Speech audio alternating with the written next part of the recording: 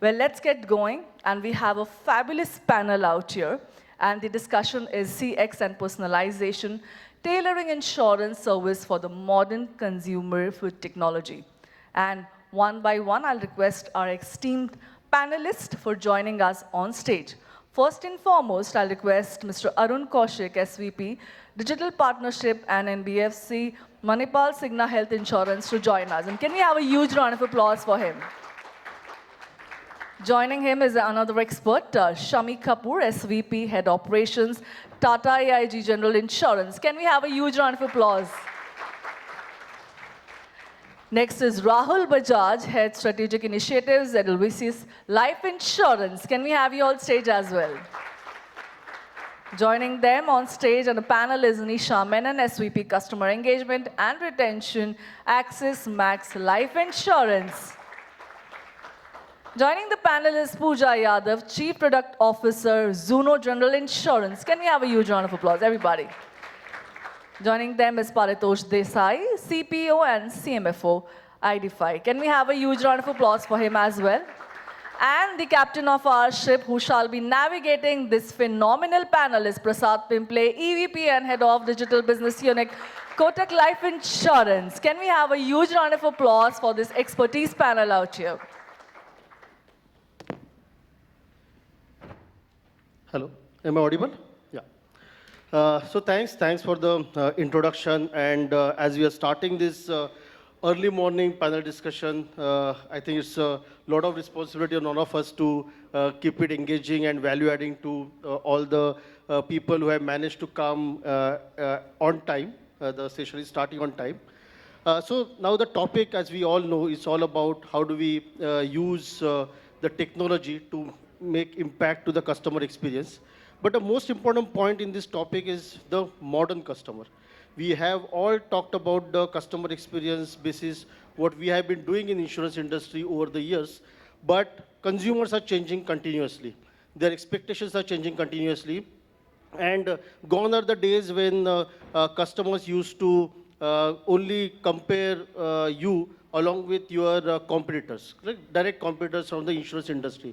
Now when it comes to the experience, an insurance company gets compared with even an e-commerce company like Amazon or Flipkart when it comes to the experience what we're delivering. It also gets compared with a cab hailing service like Uber, Ola when it comes to the experience. And that adds a lot of, I would say, challenges to the insurance companies to deliver that kind of an experience against that expectation. And also make things happen, because unlike these industries, the insurance is not a simple industry. There are a lot of underwritings into it. There are a lot of actual calculations into it. When it comes to product construct, there are a lot of challenges into it. So what we will focus more on, that we all know that how we have done it with the help of chatbots and IVR and everything. But we'll go one step ahead in this conversation in today's panel, where we'll talk more from the future. And we'll also talk more from the opportunities what we have today from this particular aspect. How do I build and deliver that customer experience which customers truly seek and truly deserve? So I'll just start with you, Paritosh.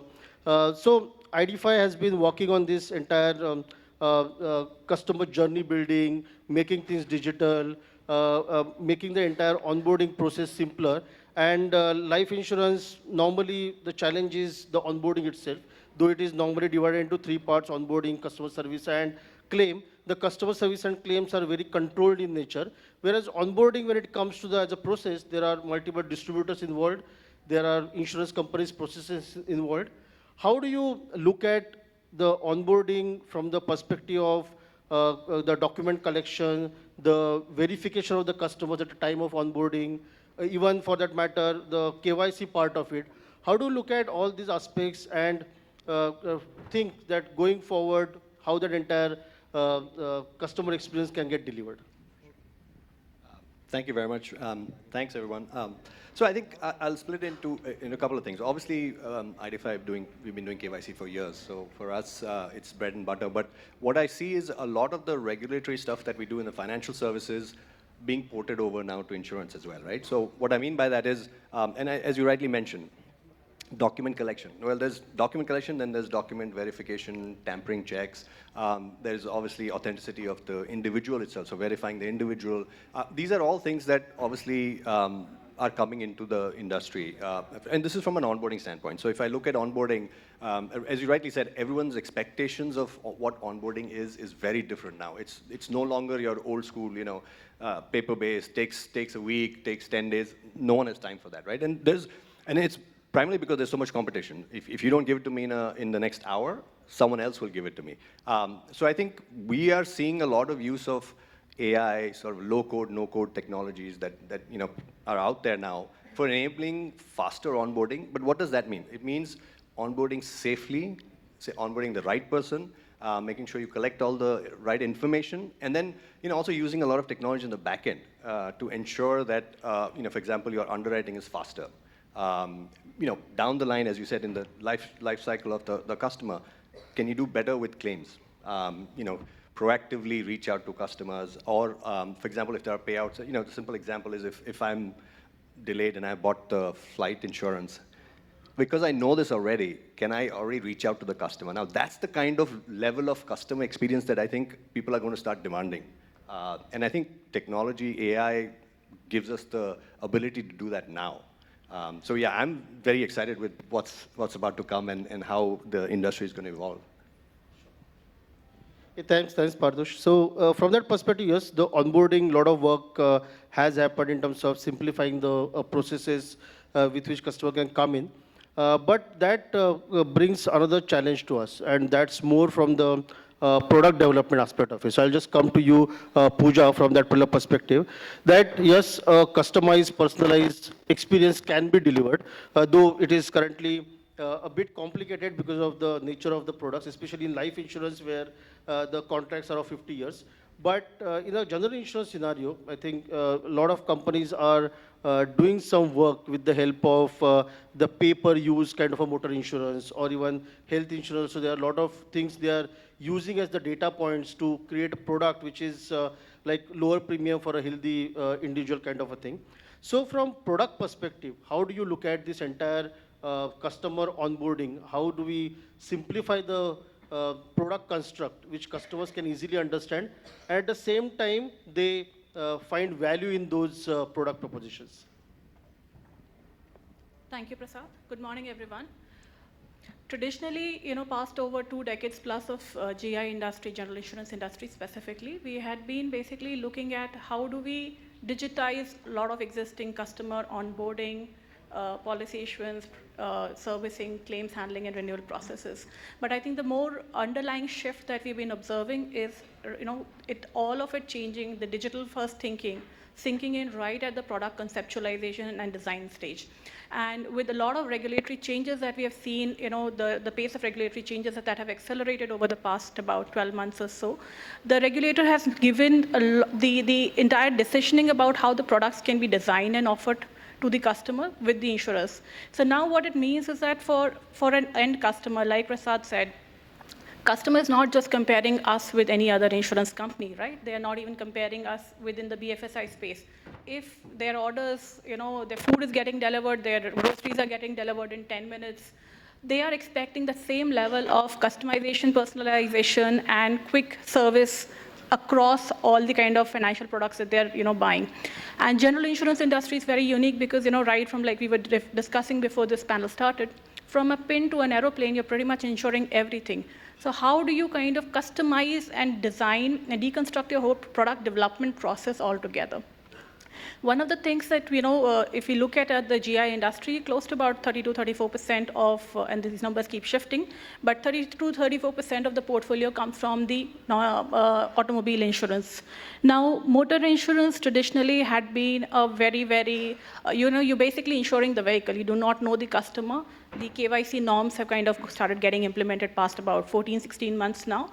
So you did not really, as an insurer, had very limited understanding about what the customer was. You would largely underwriting the vehicle, make, model, RTO, or a prior claim history. But I could not identify if such and such person is a better driver or not. So, we've had the concept of, say, a telematics in the industry for past about 7-8 years, and, in the US market, it's been there for about 20 years or so. But how do you kind of make it affordable and accessible to the customer? So the implementation of a mobile telematics solution actually allows us to rate your driving behavior on various parameters. So it's not just how much distance you're traveling, how fast are you accelerating, when you're braking, how you're fast cornering. These kind of data parameters can actually and are being used, to create product solutions to dynamically price.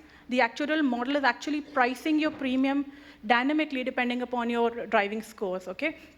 So these kind of, the personalization and innovations have been made possible thanks to the technological advances that we have seen and the broad-based adoption of mobile technology. Similarly, across, the wearable space, so now within health insurance industry, we've had a lot of changes that are coming through. How do you select a better customer? How do you reward the customer? And on an ongoing basis, how do you engage and keep the customer hooked on to your platform? And in the entire life cycle, it will become very critical to start thinking product design for a digital native customer. You cannot take a traditional product and a traditional process, bolt it on with an expensive technology, because it's just going to be a lot of technology spent without actually making a real impact to the end customer. So your product design thinking has to completely change, and all the new AI tools that are coming out are kind of enabling this. I think it's a very exciting time ahead for GI industry as well as LI industry to kind of adopt a lot of these solutions, customize and personalize solutions, make it more contextual and event-based. It could be parametric solutions. It could be more personalized underwriting. And I think we just kind of making the early stage headway into the product innovation. The opportunities are immense for us collectively as an industry. Thanks, Prasad. Yeah, I think it's a very relevant point in terms of how the product construct is changing nowadays with the help of technology.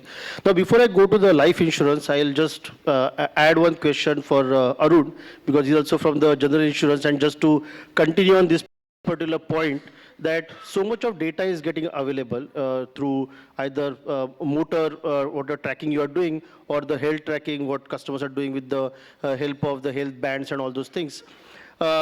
How do you basically, once you have decided to use all these data points and all the data is available, how do you analyze that data, and how do you use that data for risk assessment and underwriting part of it, and giving a customized solution to the customers? Thanks. Telematics in a simple term is basically, collecting the data, utilizing them, and improving the offerings which we are doing to the customer. However, what is happening here is a lot of IoT devices, usage-based insurance, my friend talked about in the car insurance. But in the health insurance, since the pricing is not dynamic, and when I say pricing is not dynamic, which means if somebody is a marathon runner and somebody is not a marathon runner, actually any of the health insurance company in India is not giving a differential pricing to both the customers at an inception date. What they are doing and what is happening is, after collecting the data over a period of entire year, maybe I am passing on, the health insurance passing on some kind of discounts basis the healthy habits. Now, when we talk about how AI and telematics or IoT devices can be utilized to do more personalized offerings, probably there are two things. One is, how can regulation help us? Considering we are a highly regulated industry, we cannot issue short-term policies in terms of health insurance perspective. I cannot issue a weekly or a monthly or a quarterly policies where risk profiling and risk-based pricing can be done based on the behavior a customer has exhibited. Now, on the AI front, what can be done is, while I am issuing a policy or while I'm underwriting the risk, basis the data point which I'm collecting. Now, data points can be collected from KYC, which is seamless onboarding, from the CRIF or financial credit bureaus, or the data point which the customer is inputting himself from his Apple Watch or a phone or IoT devices. Basis that, underwriting right now is only about whether I'm selecting this guy or putting some kind of loading, but there is no differential underwriting or differential pricing at the starting of a contract. So this is something which can be done further. Dynamic pricing, dynamic risk underwriting, if allowed by the regulator, I believe AI will play a role. basis how the person is behaving over a period of time, his HbA1c or a BP reading, how they've been captured by the devices, feed in at the inception only if you are able to incorporate behavior. So it may be faster decisions, discounts, right pricing, and also accurate and matching products. I think those things will come in picture if AI is put in with a little bit flexibility in the regulation. I think it's a very valid point. In fact, moment we all start using ABHA as the base, the Ayushman Bharat health account as the base for making the decisions, using that data and using our underwriting engines or the AI engines on top of it, along with maybe in future Bima Sugam coming in where all the customer interactions will also get captured. I think that will definitely help us in terms of building those solutions and a differential pricing. Now coming to life insurance, Nisha, I'll just come to you from this particular perspective. That general insurance, when you talk about, generally the contracts are of a shorter duration, correct? They are a year-long duration or maybe a auto-renewed for 3 years kind of a situation is there. When it comes to giving that customer experience, what Arun also mentioned, that basis last 1 year history, you can make the changes in the subsequent year and offer him a personalized solution. Now, life insurance doesn't work on that level. We work on the level premium thing, and we underwrite all the products at the inception, correct?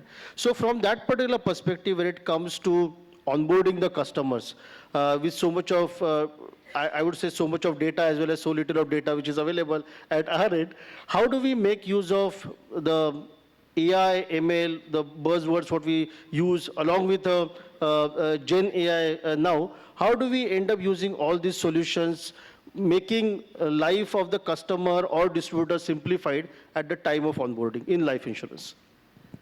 Morning, everyone, and thank you, Prasad. I think it's a great question because this is something that the life insurance industry itself is grappling with, particularly because, like you rightly said, it's a long-term contract, and the agility and flexibility that one sees in the general insurance and health is not that easily available. I can tell you with my experience of managing renewals, persistency, and customer engagement in life insurance, the journey actually, I would say 50% of the battle is won at the stage of onboarding itself. How is the experience and whether you're onboarding right? So to answer your question, these days, again, the buzzword of collaborative AI and Gen AI kind of a thing. I think 2 points I'd want to make here. One, it's about balancing. So it's how is it that you balance automation with human sensibilities at the time of onboarding. And a couple of years back, Prasad, maybe the conversation between customer experience and risk was a or question, but today it's no longer an or, it is a definite and. How do you balance both together so that the customer gets a seamless experience and the company is onboarding right? I'll give you an example to contextualize my answer better. So today at Axis Max Life, when we are onboarding customers, 80% of our customers get a very seamless onboarding experience. You have bots talking to them about 13 languages, asking a set of questions which it's already a risk profile data, so you know exactly what you need to ask to which customer. So that's the seamless part of the journey. But when you talk about 20% of that customer base, which is vulnerable, so you have housewives, you have uneducated, you have rural. When you onboard them, you cannot have that same experience, or rather you should not, because the customer doesn't want that. He wants interaction. He wants to understand the product a bit more. So at onboarding stage, we have 20% of our customers going through an interactive verification where the script dynamically changes depending on the profile of the customer. So you're asking the right set of customers on a cross-tab of profile and product. But that's not the interesting part. The interesting part is that we have just completed a very successful POC where we're saying once the onboarding conversation is over, you have Gen AI, you have an agent as such who is looking at that video and flagging off saying that, based on the parameters defined, can this customer actually pay a premium of 5 lakhs or 10 lakhs? So there are different personas that we've created where the onboarding experience, the person who's making the call and somebody on top of that person who's looking at just that 10% and flagging us off saying, look, maybe you need to engage with this customer a bit more. And so that's where you've not let the customer know he's gone through a great experience, but as a company, you've also assessed your risk better. I think that's one example that I can give where we're balancing both. Thanks, Nisha. It's a great point what you made, that depending upon the customer profiling, you have to define how much technology you're using and how the human interactions are equally important when we are just talking about the technology all the way. And now that brings me to the next question to Rahul, Rahul, generally when in life or general insurance, when we talk about, it's less about direct to brand kind of a sale, correct? Majority of the business happens through distributors. And before we talk about the customer experience, it's about the experience of our distributors, because they are the front end which is interactive with the customers and delivering that experience to them. So when we talk about this entire onboarding as a process, for maybe you can talk from the life insurance or general insurance perspective, but when it comes to distributors, how life insurance is evolving in terms of delivering that experience via distributors, and how are they using technology to enable that? Sure, thanks, Prasad. So I think before we get into the point that what is the kind of experience we give to the distributors, I think it's important first to understand why do we say that in life insurance the distributor still plays a very important role, unlike a lot of other industries where it is direct customer to brand. So a few things. A, life insurance is perhaps one of the most expensive purchases in your life. You pay around ₹1 lakh a year for around 10 years. 10 lakh rupee is the money that you're committing. It is probably one of the top 5, 7, 10 purchases that you're going to make in your entire life. It makes the stakes very high for the customer. It makes it difficult for him to trust in digital-only medium. And that is where a distributor comes in. Secondly, today, what is a distributor doing? What is the value that he's really adding to the customer? He's expected to reach out to the customer. He's expected to explain the products to the customer, clear all the doubts. He's expected to nudge the customer. It is not a product that the customer is willing to buy instantly. There's a lot of procrastination. Life insurance industry is plagued by procrastination by the customer. So it does that, and then ensuring that the customer eventually gets his policy, and to service him for the next 10, 15, 20 years. All of that, and that is why the distributor plays an important role. We also understand that there's a lot of churning, a lot of iteration in this industry. So every time there are new distributors, you have to train everybody for doing all of that. Now, where does technology come in and where does automation come in? Is we would say, let's make some parts easy for the distributor and let's eliminate certain parts from the distributor. So we say, especially when it comes to explaining the product benefit. It is a technical product. For somebody who's not from financial services, finds it very difficult to understand the nuances. Even those who are working in financial services, sometimes they find it difficult. So what we do is, life insurance benefit illustration, typically it's a 20-column, 30 rows kind of an illustration full of numbers. Difficult for anybody to interpret. So what we do, can we make more sense of that complex table and put some of the more important relevant points in front of the customer while still having that table and still ensuring that we are regulatory there. So that is one thing that we do, that we use the technology to make sense of what the customer is buying into, what are the most critical points. Okay. Also, usually customers underbuy. Most customers end up underbuying. It's important for the customer to realize that he is underbuying knowingly. And it's important for us to use ways to say that, okay, fine, you are today, because of affordability, you are pitching a little lower than where you want to be, but I just want you to be aware of it, that today you're underbuying. What it also does, it helps the distributor enable a second conversation 6 months, 1 year, 2 years down the line. Usually in life insurance space, if I come back to a customer, I start from point zero. Because that's not what the customer is looking for. He's already purchased into something. What this does, it helps the distributor start from where he left off. Because he left off with the customer not buying to the full capacity, and that is where you start the next conversation a year, 2 years down the line. And all of that, the entire digital library in his domain, he can look out to all the customers that he reached out to, The customers may or may not have purchased, but he has the entire history of did he underbuy, did he overbuy, what was his need. And yes, the need analysis part goes without saying. It's been going on for the industry for quite some time. So what we have tried to do is we've tried to, like I said, reduce certain burden from the distributor, make product pitching easy, make product explaining easy, make onboarding easy. What he's now left to do, what we believe is the most important part, is nudge, which also we believe in times to come, we will be able to help the distributor do that nudge part also. So that has made the experience of the distributor far superb, the conversions far better.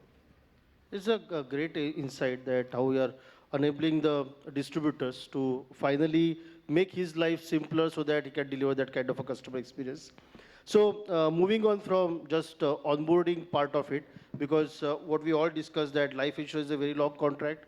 It has so many things into it, and general insurance has so many processing requests which are continuously coming in, and how the customer service plays a very important role in giving that experience to the customers. So I'll come to you, Shammi, from that particular perspective, that we, like last 7-8 years, we all have used chatbots, we have used IVRs, we have used multiple solutions to deliver whatever quick turnaround time to the customer's query. But now customers are evolving a bit. Their queries are also evolving. They are not like simple information-based query. They are complex queries as well. So in a world where now all of us are trying to build solutions which are AI-based or even Gen AI-based, how do you look at all these customer interactions which are happening for the entire life cycle? And how do you look at the use of technology with proper human interactions into it? Thank you. First of all, good morning to everyone. I think it's a brilliant question to start with, on the service side. One change all of you must have realized by now is that until now the service always meant that whenever customer needs anything, then it's a service. But you must have heard my fellow panelists talking about onboarding journey. Now, that's the biggest shift which I have seen in the insurance space, that onboarding is equally important when you talk about an experience, because that sets the tone for a customer that am I being valued or not. I think that's one of the brilliant thing, and all the insights given by my fellow colleagues were great.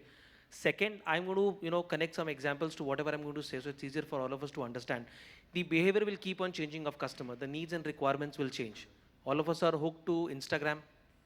I think they quickly adopted that movies will not, or the OTT will not help there. So you can see short reels coming of movie series on your Instagram. Why? Again, to cater to the needs of the customer. Now, just connect this back to the service aspects. This is exactly what customer needs. That if I need something shorter, quicker, faster, is it there for me, empowering me to make use of those information?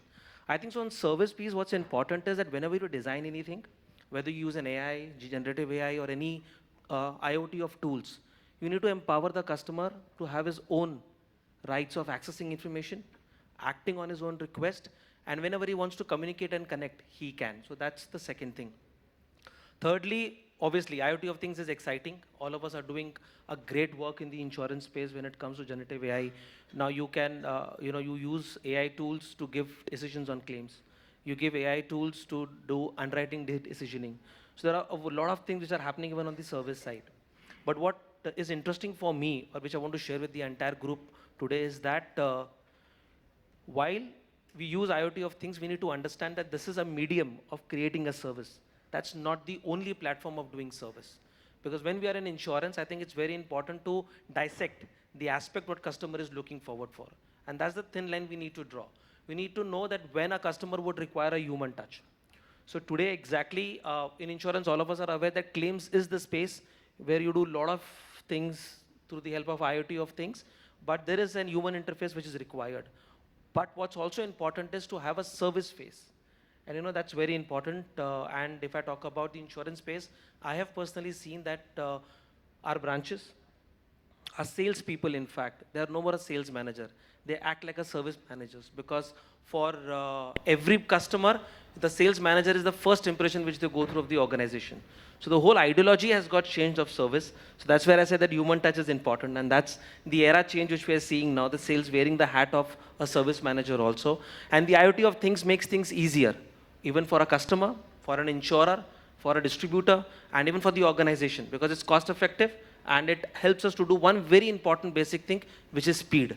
And I think which is the need of the new generation. Thanks, Shammi, to bring up that particular point. And that also gives me another question, which is to Arun. That question is about, in general insurance, because so much of data is getting generated now, you're using so many tools with which that information can be created. And now you have KYC information as well, which was earlier not mandated, not available with most of the general insurance companies. But now it is available. So before you get to the Gen AI level to deliver the customer experience, how do you use that data, analyze that data, and create solutions which can be deployed via Gen AI as a medium? Okay, thanks. We again going back to the predictive analytics or predictive, solutioning. In terms of health insurance, since we have a data regarding our health, and that is what we underwrite as a risk in the health insurance. So depending on the data analytics, what we have from the internal sources, which means if as a ManipalCigna, we are here in the industry since a decade, we have a database of the customers regarding how a customer will behave, upgrading the policies, what kind of solutions they require at the different life stages of the human life, when getting married, after how many years on an average, getting a child, and other things. Also, what is the propensity of a claim in particular region, in particular weather conditions, or a particular season. So all these things can be utilized to provide a solution. Let me give you an example, which is easy. Say one of the sponsor of this event is MediAssist, which is one of the largest TP of this country. And MediAssist is there since last 2 decades almost. So kind of data they have, if we are able to harness that data, okay, by the usage of Gen AI, maybe somebody entering monsoon, like in Bombay, we have a heavy monsoons. How about putting up a predictive solutions on the dengue or the malaria, and then sending the message and the communication to the customer's page, which we have. Okay, guys, we have a monsoon coming up. Why, would you like to take up a solution which will cover you up for the malaria or a dengue? So this is a simplistic use case scenario where data analytics, basis the conditions, basis the life cycle, basis the weather, can be utilized to provide a solution to the consumer. And this can also be further detailed up how dengue probability towards South Bombay, towards Mira Road, towards Thane can be different. Now this is about utilizing geotagging and putting into the analytical model and then providing a solution. So I've given a use case scenario how it can be utilized. I think it's in fact, I would also add to it that in that message, if you also talk about getting a flu shot and a cover, even if something happens, I think that will add a lot more value to the customer having that information. Coming to the life insurance industry now, and I'll just start with Nisha.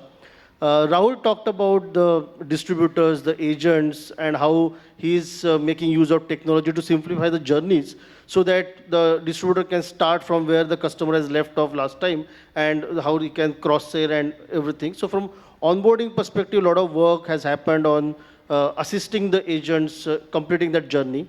But the main important role of agent is throughout the lifespan of the policy.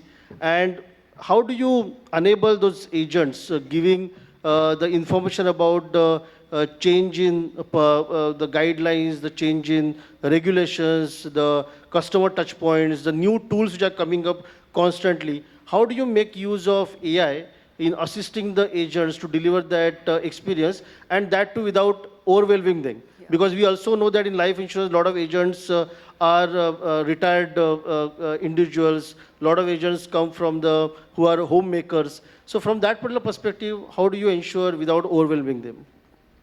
Sure.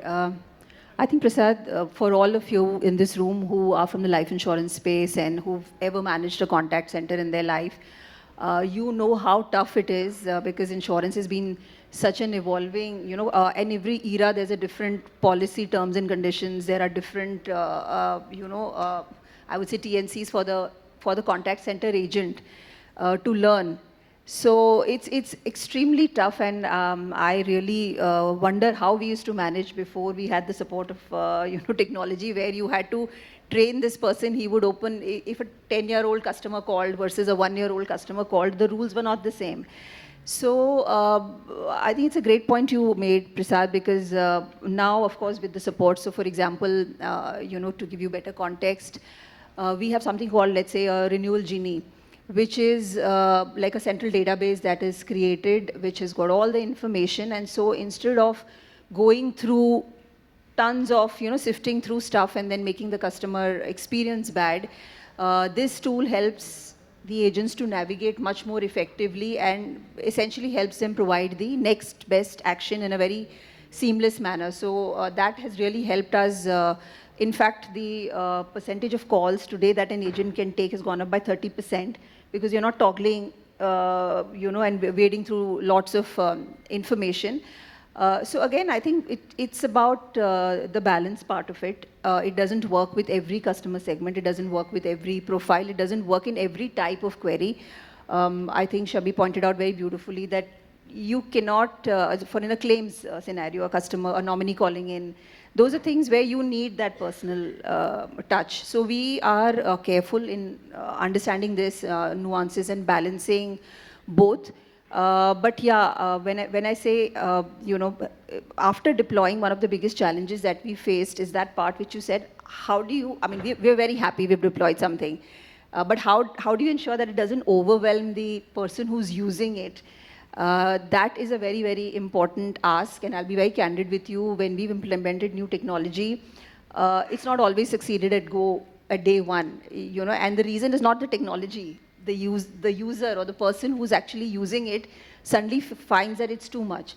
So I think the only way to resolve that is a constant feedback loop that you develop, and then you are engaging, you're asking how is it that they're experiencing the change. And of course, that feedback loop helps you sharpen, improve, retrain. I think that's the solve. So you keep that engagement on. That's the only way not to overwhelm people with technology. Sure. So now we have solutions, we have data to create the solutions, deliver solutions, technology is available. But the most important part which comes next is how do we track it, correct? The entire part, if we do not track it, we don't know that what kind of experience we are actually delivering to the customer. So from that particular perspective, I'll come to you, Paritosh, that when it comes to looking at all these data points, even the inputs which AI is providing, the analytical tools are providing, even the predictive modelings are providing, and we are delivering GenAI-based solutions basis the same, even the content which is getting delivered via agents now, that is also AI generated. But at the end of the day, I need to know the efficacy of it, whether it is actually delivering that desired customer experience and across onboarding and servicing part of it. So how do you, from the technology perspective, look at it as a challenge, and what kind of solutions can be created to make that dashboarding and entire analytics really meaningful for the brands?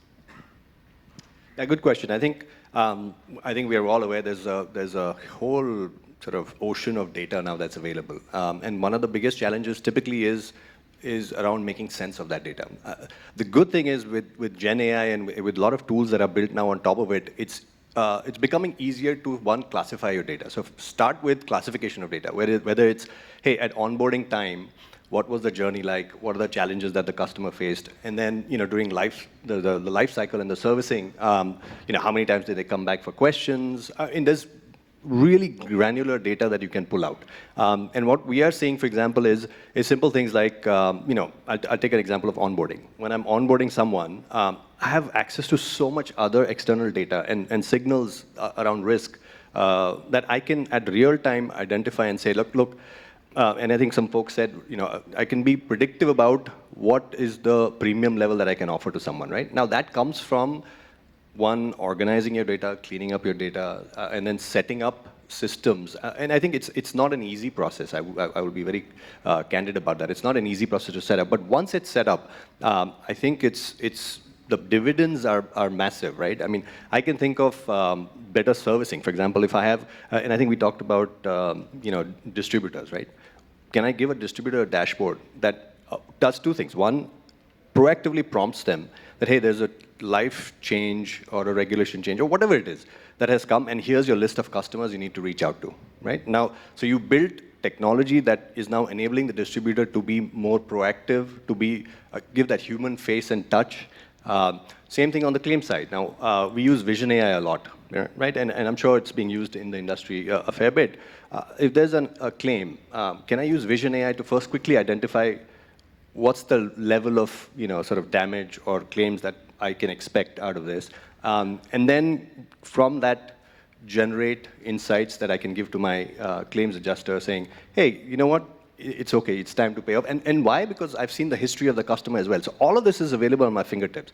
These dashboards, I think, are becoming massively powerful. And I think we look at it as a way to operate the business. It's no longer just a dashboard for reporting, but it's a dashboard that lets you operate. So if you have the right folks looking at the dashboards, divided by their function, I think you can run the whole business sitting at the click of a mouse. And that's, I think, the power of AI that we're seeing now.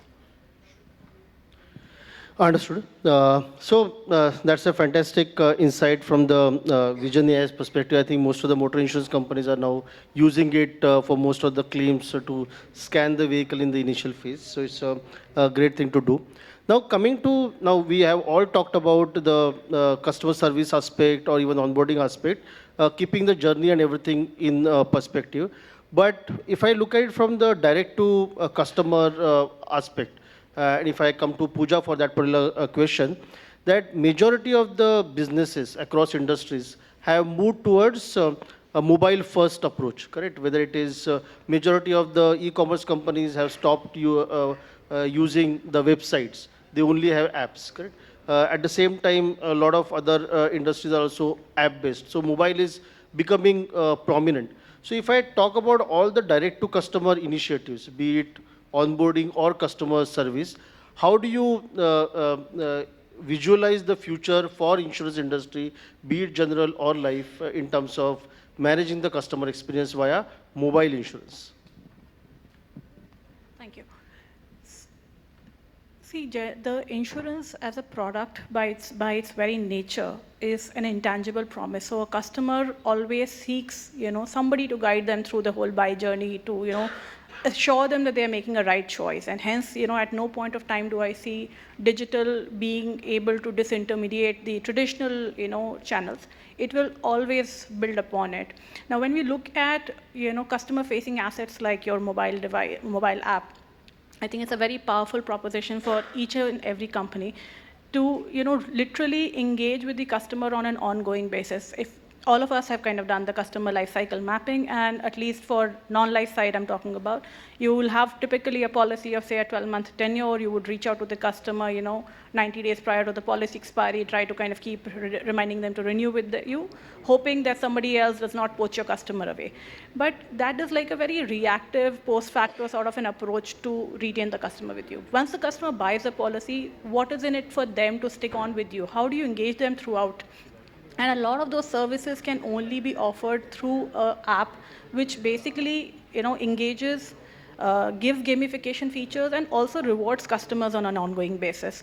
So when you look at, say, if you log into my Zuno app, when you buy a motor insurance policy, not only is it giving you a driving score, which will allow you to get rewards, Amazon or a fuel voucher, or a discount at the time of renewal, but you have a digital glove box. You want to access any of your, RC records. You want to check up where is the EV charging station, where is the nearest fuel station. I have a breakdown. How do I kind of get a car jump start done? How do I get my car towed away? All of these features are there in your app itself. And I mean, while I'm talking about my app, I'm sure within the industry, a lot of companies have done tremendous amount of, engagement feature development on their app, which, because a customer's mobile phone, that's a very precious real estate, right? If you do not have engaging features, you're just expecting the customer to download the app, force download the app, okay, that your policy is going to be available here. Customer's going to download it, save the policy, and delete your app, right? So throughout the entire life cycle, you have to engage, and it has to be a meaningful engagement. So the moment you are kind of adding more features, gamifying it, creating leaderboards, that is where the customer will stick on with you over a long period of time. And then I think mobile, it becomes such an important thing that because once you are at the time of renewal, specifically for a non-life, because it's a short duration policy of 12 months, your conversation is not only about just a price discounting, right? Because now the products are not same, right? Every single motor insurance policy from one company to another also could have a different set of features. So it's not just an IDV value which is changing. Once you are able to engage the customer, then you are moving the conversation away from pure price play, right? And I think that is where investing in your digital assets and keeping the customer hooked and keeping them engaged beyond just what the product they have bought, in terms of ability to upsell, cross-sell, identify any other need or behavior in terms of, say, for example, if I have a customer's location access and I see that they are in a geotag location of, say, a concert happening, I can do a push cross-sell of, say, event-based insurance, for if they're traveling for a short duration, I can automatically trigger a travel insurance policy for them, domestic holiday, I can trigger a policy. So a lot of these things, in terms of cross-sell will kind of come in only once you have the customer logged into your digital asset, which is your app. I think it's not easy. It takes time and effort to engage the customers, but it's a long journey. If done right, I feel that it's got a tremendous amount of opportunity as we go ahead. So a very important point by you, Pooja, on customer engagement via mobile app. And I think what you mentioned about the ecosystem play, that you're not just talking about the motor insurance, but you're also talking about the EV charging stations, you're also talking about the fuel stations and everything in the vicinity and all other engagement tools. In fact, in Kotak Life as well, we have a separate app which is called Happy You, which only does the health and well-being for the customers, nothing else. There is no servicing and everything into it. It's just a standalone app for the engagement perspective. That's where a low engaging or a boring industry like insurance can add value to the customer's life. So coming to the last segment, and I'll just ask Shammi from the GI perspective and Nisha from the AIII perspective. Just short answer because we have short on time. How do you manage the claim processing from the fraud perspective? Normally what happens that when it comes to claim, life insurance or general insurance, that's like the core of our business, paying the claim amount to the customers. But we also see a lot of frauds coming into this entire process. How do you use the technology as a part of identifying those frauds or even early indications of the frauds and weed them out at the early stage? I think all of us knows that most important thing in a claims is about documentation, the way it comes in. So the authenticity of a documentation on a report. Obviously, you have got n number of MI tools now available, which helps you to do that, to identify whether the document is correct or not. But the beauty for insurance which has come out is the precision around it. The efficiency of those tools, which were hovering around 40 to 43%, today is around 63 to 68%. And if you're able to bring that efficiency back again to around 70%, trust me, it will help us in a lot of claim decisioning being more faster. Today now already it is. I've got some of my claim folks in the group and in the room, and they will definitely add on to more post section. Second important aspect what I see from a technology perspective for claims journey is about building a call to action, and secondly in terms of maintaining risk and managing risk. I think technology is helping us there, because general insurance is just not about we cover right from pin to an aeroplane. So it's also about doing claim settlement for a lot of assets. Now when you have to do those things, I'll just quote one example since we are falling short of time, about a basic thing as a laptop repair. Earlier we used to have someone to move to that particular person's place and check whether it is damaged or not. But right now there are so many tools that through a video call we are able to ascertain, gauge and evaluate whether that damage is correct or not. Real time, as Kaushik also said, to the help of net and long, we are able to identify the customer's location in everything. So yes, technology is really helping to take care in claims of three things: risk management, early fraud detection, and also helping us to build a lot of cost efficiencies, which in turn allows us to do more better service as you want to do to our customers. Nisha? Thanks, Shammi. I think I'll probably be repeating some of the stuff that he said, because this is one area I think in which we, kind of converge. I have my colleagues from underwriting and claims here. In the later part of the day, they will touch upon some of the things that we do. But honestly, Prasad, it's all about the sharpness of your, the models that you have at the time of onboarding. That helps us, identify, put in the process and weed out the risky. Basically, not affecting the real customers because of the kind Absolutely. of things we have. Absolutely, yeah. Yeah. So, just last question. I think I'll open it to all. I think, or Rahul can answer from that perspective. From the like we started this conversation from the perspective that customers have become modern customers. They are evolved. Their expectations have evolved, and they are getting the experience across the industries. So, what is your one single thing which you are focusing on to better that customer experience with the help of new age technology? One single sentence which you can summarize. See, I think with like you said, the customer has become more evolved. I would say the customer has become more, he has more access to information. Unfortunately, in life insurance space, we're still not concluding that the customer has actually understood still. So I think what we look at is how do we declutter all the information that is available to the customer within Edelweiss life insurance and outside, so that he's making a more informed decision. Right now, I think it is a bigger problem to, so having too much information is a bigger problem than having too less information, and that is what we're trying to, we leverage technology to see how do we declutter all of that. Anyway, it's just a 1 minute left, and we'll take one or two questions from the audience as well. So just to summarize what we have discussed on this particular panel, what I have got to take out of the discussion, that one important part is it's a journey, that customer experience is not like there is no end goal what we currently have in sight. We all are thinking about how do I manage the, see earlier the customer experience was all about the TAT, that how quickly I can go to the customer and give that solution. Then came the entire concept of first time right, that how can I be give that information, correct information to the customer during first interaction itself, so there is no repetition and cost of repetition is not coming in.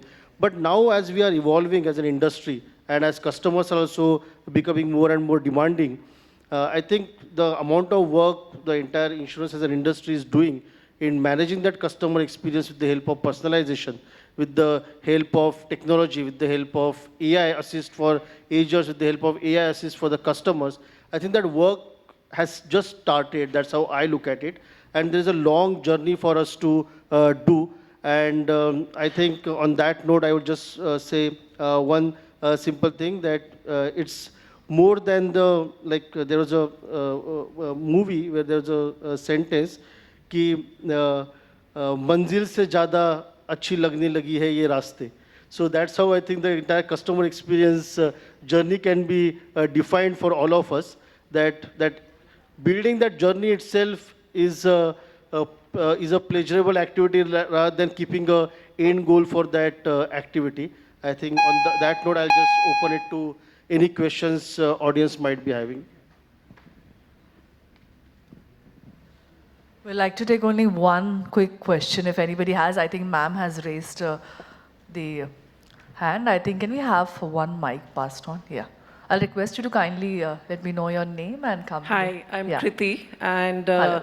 today I'm going to put my consumer hat instead of the business hat. So I run a company called 𝐶𝐶. We're into translation. So, I mean, it's great that you all have spoken about AI tools, and I know, Prasad, you snatched away my question about, you know, technology being overwhelming for the consumers, and it truly is. I'm sure you're also mindful that, you know, length and breadth of India, bandwidth is an issue. So accessing that technology and app is going to be an issue because you guys are moving into tier 2, tier 3, tier 1 is exhausted as of now.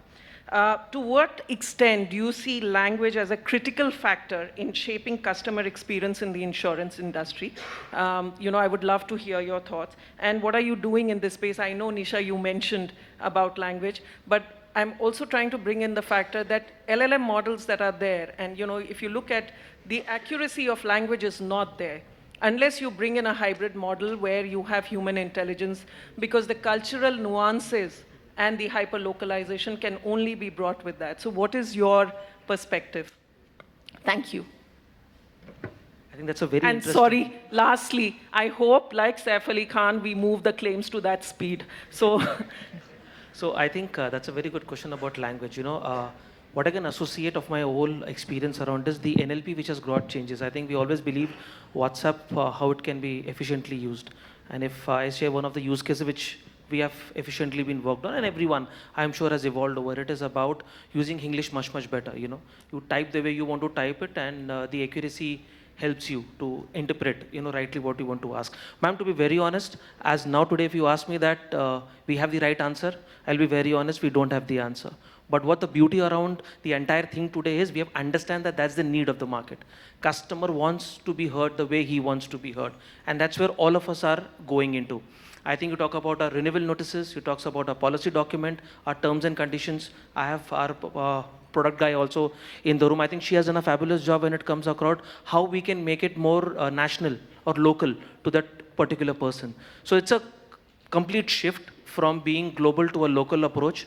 Even in India, as you rightly said, tier 3, tier 4, thanks to Jio, that accessibility is today still there, but efficiency is still not there. We'll take some time to reach there. What I foresee from here now on is how better we train these models and actually pick up the right use case, not what we intend to, but what we actually want to serve to the customer. If those things are quite well, bridged across, I believe within a year or two, we will definitely be there where languages will not be a barrier, and where we'll be able to service customer. Either we pick up mobile app, you pick up a chatbot, you pick up an AI agent. I think it's going to be a huge amount of change which you're going to see, but we are there. 30-40% we have touched. Another 30-40% is a big task for insurance industry to break that through. That would be my take, and I leave it to the group. I just have one point to make. I think very good point about language. For example, now with the new DPDPA rule coming out, you're supposed to show the notices and consent in 22 languages, right? We've done this test, and when you put the standard language into transliteration using Google or anything, you end up with things like pan is tawa, right? And that doesn't help. I mean, the person is probably wondering what that means, right? And KYC has no direct translation. So what I think is going to happen is with age, and I think this is going to happen across the industries, but what we are seeing and what we're doing, for example, is we're training the models on specific context. So the context of insurance, for example, if I were to load the LLM model, and you can bring these in-house now, right? So it's safe. Bring them in-house, load them with the right context, train them, then you actually have a really fantastic ability to translate and service the customer in their own language. And if you use video, for example, right? You don't need translation. You just need someone who can sort of answer the question. And I think we are seeing, for example, we service tier 2, tier 3, we service the border areas using KYC, video KYC, and we are making it work. So I think there is penetration. Feature phones, on the other hand, different challenge, but then you have, voice-based. So there's a lot of technology that's available now that actually we can start to leverage to bridge this gap. Thank you so much. And just to end this from my end, we are training the LLM model, particularly for the BFSI industry and insurance, because we are servicing insurance companies from a translation perspective. And our model is getting better and better because, for example, you don't say distribution as Vitran in Hindi. You transliterate it, right? So that's what we are doing with ours. Thank you so much for addressing it. Thank you. Thank you, panel. Fabulous. Can we have a huge round of applause? Of course, the future of insurance industry isn't about just selling the policies. I think it's about making tailor-made experiences. I think whoever does that will be the leaders of tomorrow. Thank you. And on that note, I'll call upon Mayur Sankhe, Head of Business Development from Lumik, to kindly come up on stage to felicitate our fabulous and phenomenal panel that we have. Can we have a huge round of applause for Mayur as well? First and foremost, I'll request Mr. Arun Kaushik kindly join us on the center stage and accept the memento from us.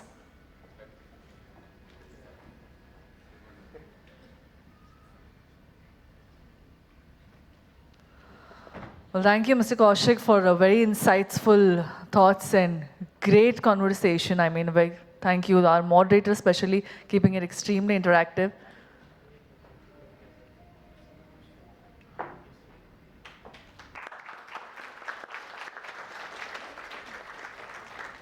I'll request Shammi Kapoor, SVP and Head of Operations, TATA AIG General Insurance, to kindly join us on stage.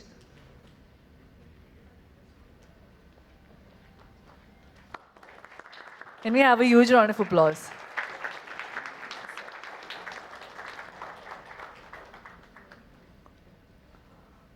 Well, I'll request Rahul Bajaj to kindly join us. Once again, extremely Great productive talks. Can we have a huge round of applause for him as well?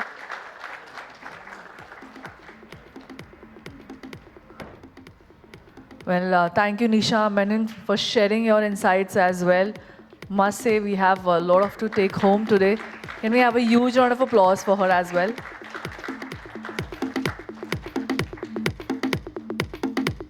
I'll request Pooja Yadav to kindly join us on center stage, Chief Product Officer, Zuno General Insurance once again. Great hearing from you as well.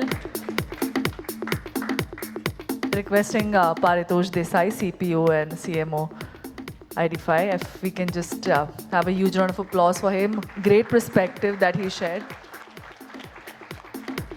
And of course, the key element for this great session out here, our moderator, Prasad Pimple, EVP and Head of Digital Business Unit, Kotak Life Insurance. Can we have a huge round of applause for keeping it interactive and concluding in a very knowledgeable way? Thank you. Can we have everybody on the center stage for a group picture, please? Thank you.